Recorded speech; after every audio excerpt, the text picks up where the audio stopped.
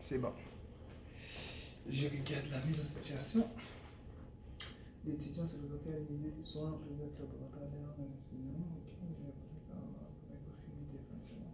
L'étudiant s'est mis à l'attention par la responsable de chimie. Non, non. Ok, la mise en situation, c'est l'année de l'hospitalisé à l'idée du chirurgie orthopédique suivi à une opération prothèse totale de la hanche. Chimie mentionne les enseignements sur l'administration ce qui anime les parents sur le contenu.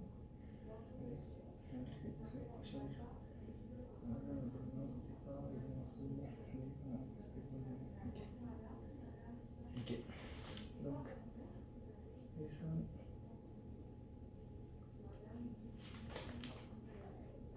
Donc, je vais commencer. Je vais faire un peu. Bonjour, je m'appelle Donaldo. Je suis étudiant en soins infirmiers. Puis-je avoir votre nom et prénom et date de naissance? Oui. Ah, Madame Létante, Denise.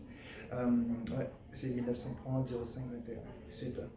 Donc, aujourd'hui, je regarde le bracelet pour voir si vous avez l'allergie.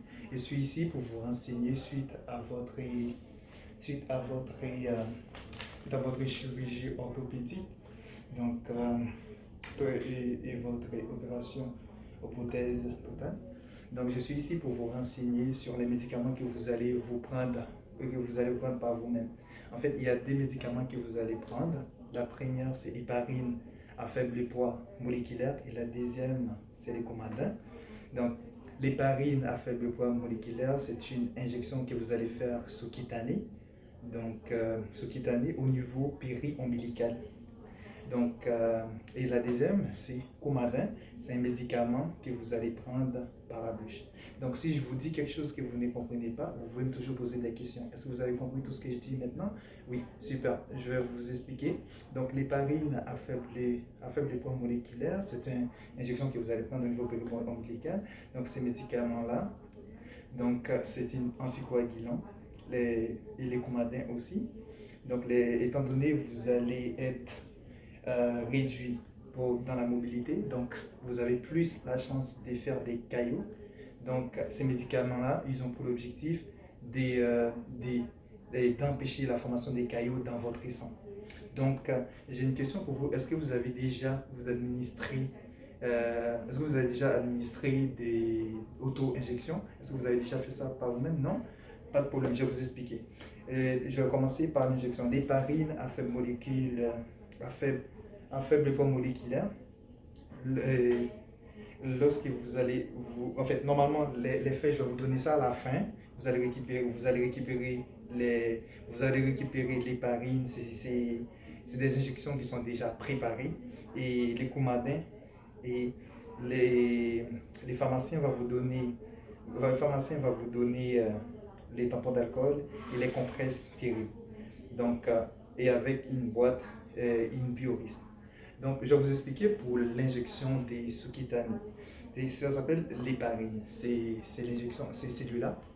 Donc, l'héparine, lorsque vous allez administrer ça, c'est au niveau sous-cutané, au niveau péri-ombilical. Péri-ombilical, ça c'est votre lombril. Donc, vous allez ajouter deux doigts. Vous allez choisir un site. Les sites que vous devez choisir, il ne devrait pas avoir de rougeur et des ecchymoses. Là, lorsque vous avez choisi les sites, vous n'avez pas besoin de mettre des gants. Et vous allez juste prendre les médicaments, vous allez juste prendre la seringue, vous allez l'enlever. Vous allez déposer, vous allez juste ouvrir, vous allez déposer quelque part, pas enlever la seringue au complet. Vous allez prendre les tampons d'alcool, vous allez désinfecter les sites. Lorsque vous avez fini de désinfecter les sites, avec la main non dominante et la main dominante, vous allez ouvrir ça au complet. Vous allez le tenir dans votre main comme étant un stylo de cette manière. Vous allez administrer les médicaments.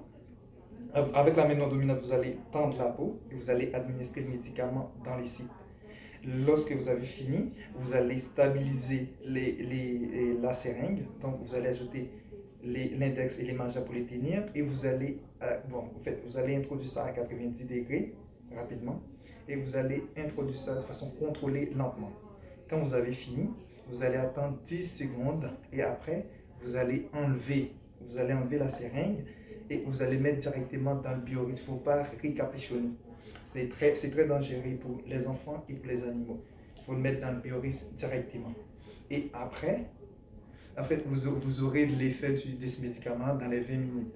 Et tandis que pour les coumadins, vous allez prendre les coumadins par la suite, par la bouche. C'est un médicament que vous allez prendre par la bouche. Lorsque vous avez fini de prendre des médicaments, donc il y a des risques qui viennent avec les médicaments. Les risques qui peuvent venir avec ces médicaments-là, c'est des risques de saignement. Si par exemple vous voyez que vous saignez au niveau des gencives, vous voyez que vous saignez au niveau du nez, vous avez des échymoses, vous avez des boutons, vous avez des œdèmes, vous avez des picotements, donc il faut aviser le médecin. Il faut respecter la dose prescrite du médecin. Il est très important, aussi de ne pas utiliser des produits, des rasoirs à la main. Il faut utiliser des rasoirs si vous voulez raser, par exemple. Vous voulez raser, donc il faut utiliser un rasoir électrique pour éviter toutes sortes de coupures, pour ne pas avoir des hémorragies. Donc, pour ne pas former des caillots aussi. Donc, c'est pour ça qu'on vous donne ces médicaments-là. Vous utilisez un rasoir électrique. Et il faut éviter toutes sortes de contacts, étant donné dans votre cas, vous avez une prothèse totale. Donc, je crois que vous allez bien vous reposer. Donc, la deuxième chose que je vais vous dire, c'est qu'il est très important de ne pas administrer les médicaments au même endroit. Il faut imaginer votre ombris et l'essai imaginaire. Vous devriez faire la rotation à chaque fois. Il est très important aussi de se présenter au rendez-vous parce que pour que les médecins fassent des tests des sangs, contrôler votre sang pour voir si et pour contrôler votre IRN, donc IRN pour voir si IRN 2 à 3 semaines et pendant 1 à 2 semaines. Donc c'est juste pour voir si les médicaments vont avec votre mode de vie. En parlant de mode de vie, si vous allez changer des habitudes de vie, vous n'avez pas l'habitude de boire de l'alcool, vous n'avez pas l'habitude de fumer, vous commencez à fumer et boire de l'alcool, vous devriez avertir les médecins. Et il faut avertir les médecins aussi si par exemple vous remarquez que vous n'avez pas l'habitude de manger certaines choses et vous commencez à manger, vous avertir le médecin, il faut garder toujours une alimentation saine. En parlant d'alimentation, donc il y a des altérations que vous pouvez avoir par rapport à la vitamine K. Donc il y a certains produits qui sont verts, par exemple pommes, pois, laitue, cresson. Il faut vraiment éviter certains produits qui sont riches en vitamine K. Même quand vous allez magasiner, vous devriez vraiment éviter les produits de vitamine K parce que cela peut diminuer votre effet thérapeutique. Ça peut faire en sorte que vous n'avez pas l'effet que vous devriez avoir.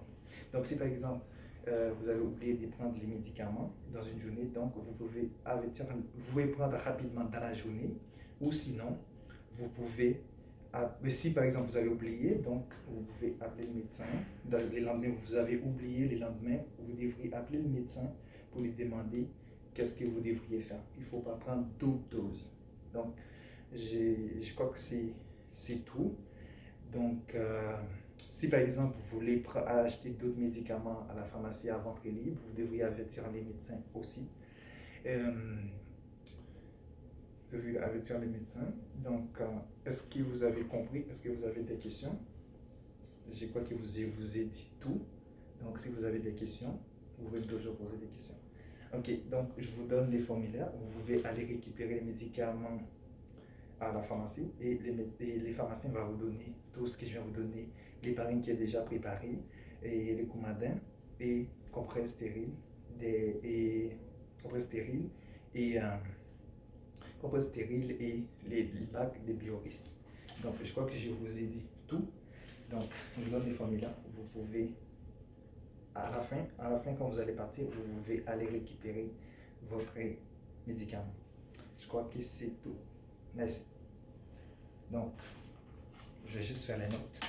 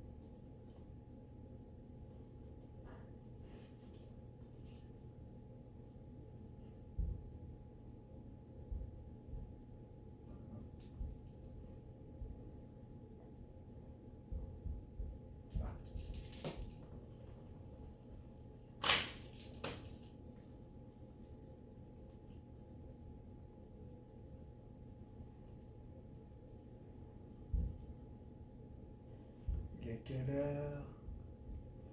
On va dire